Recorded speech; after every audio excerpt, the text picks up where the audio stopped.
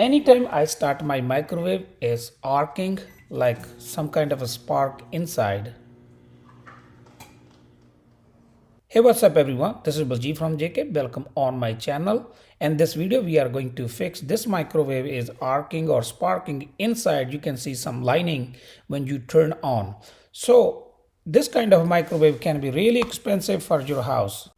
Just in case if we have to replace this microwave, it's going to be really costly, anywhere around from $500 to $2,000, and it's going to be really hard to find exactly same size going to fit in your house.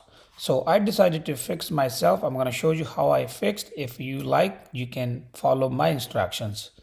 First, if you open your microwave, you will see inside there is a waveguide plate. Most of the time that waveguide plate is bad. I'm going to show you how to find the cheapest. That's the make and model of my microwave, and I found this one is like about $900, and that's the waveguide plate. As you can see, I have a little marks on it. It's burn marks, basically where it's sparking. In some cases you will see there's a holded by two screws, but in this case I have a little plastic push pins. You just need some kind of a tiny screwdriver or something to pop up. Like you just need a fine tip, just pop up.